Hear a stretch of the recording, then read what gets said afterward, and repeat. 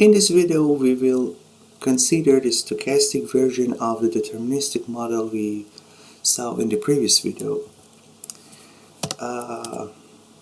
Let's just review what we have learned so far. For the continuous review system, we have a reorder point. The inventory level decreases as time goes by, and then it reaches reorder point. At this point, we may make an order of size Q, and it will take L units of time before we receive this order.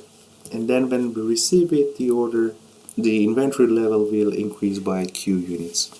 Here we can see, due to uncertainty in the demand, we do not have those straight lines in the deterministic model, so we do not know how the demand is materialized, or let's say there is some randomness in materialization of the demand. Then again, the inventory level decreases as time goes by. We reach reorder point, make another order. It takes L units of time before we receive the order, but this time we can see during the lead time the inventory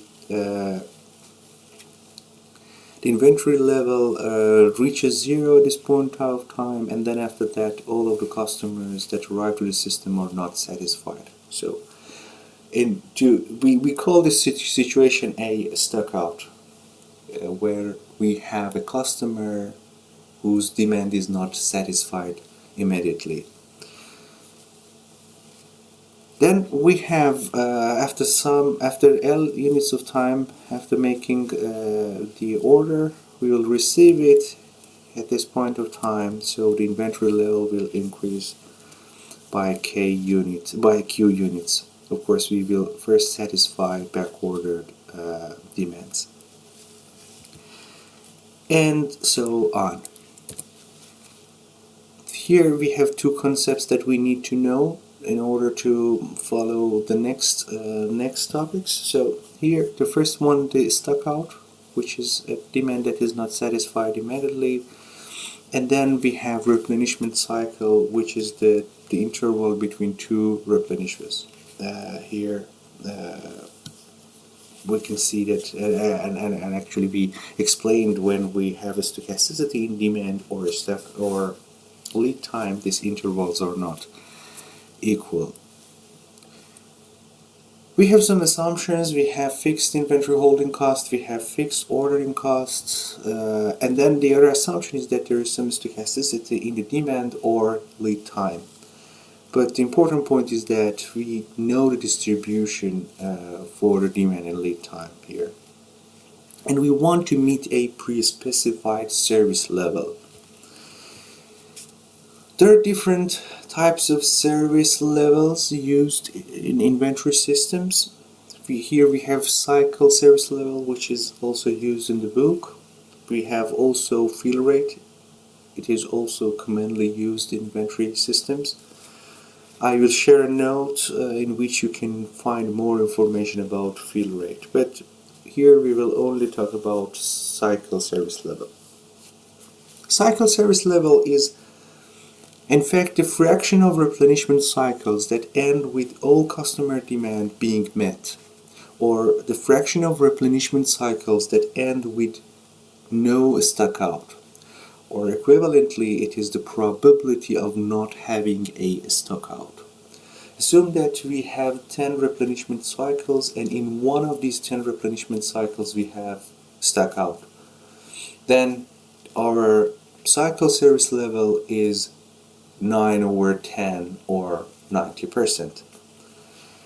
It doesn't matter if we have 1 unit of unsatisfied demand or 1,000 units of unsatisfied demand. It will count as a stock out, so it will affect this system and it will count in the cycle service level. For the deterministic model, we said that the reorder point is simply the average demand during lead time. Let's see if we consider the same reorder point here for the stochastic model. We will consider 3 different scenarios of realization of demand.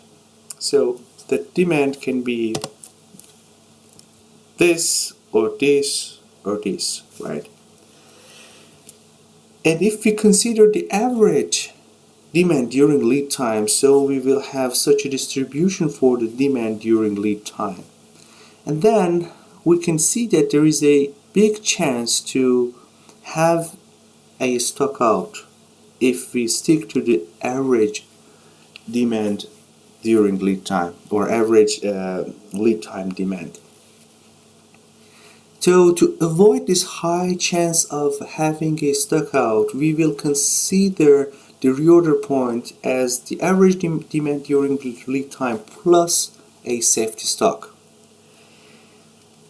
Then if we have the same realizations of the demand, we have a much lower chance of having a stock out at the end of the replenishment cycle. So this safety stock in fact is based on our cycle service level and what cycle service level we want to meet.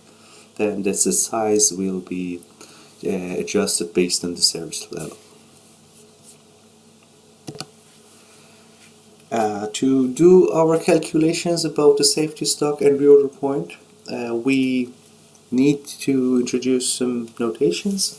Here we have some notations for demand, for lead time, and then for demand during lead time. Let's take D as the stochastic variable or demand per unit time, and then D bar as the average demand per unit time, and sigma D as the standard deviation of demand. Then we have L as the lead time, which is a stochastic variable. Then we have L bar as the average lead time, and sigma L as the standard deviation of lead time. Then we define DL, which is the stochastic variable as well, and it is the demand during lead time. Then we can calculate the average demand during lead time, which we denote by mu DL, and it is equal to D bar multiplied by L bar. And it is simply the same formula that we saw for the deterministic model. For the deterministic model, demand during lead time has a standard deviation equal to 0, so we didn't calculate it for that case. We only calculated the average demand during lead time, which was simply D multiplied by L. But here it is D bar multiplied by L bar because the demand and lead time can be stochastic, and we need to use a different notation.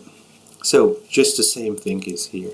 We denote the average demand during lead time with mu DL, and then the standard deviation of demand during lead time is denoted by sigma DL, and it follows the formula that you can see here. Standard deviation of L bar sigma D to the power of 2 plus D bar to the power of 2 sigma L to the power of 2. And then we have the formula for sigma DL. Then we can simply calculate reorder point equal to average demand during lead time. Right? It is what we considered for deterministic model, but here we add the safety stock. So average demand during lead time plus safety stock.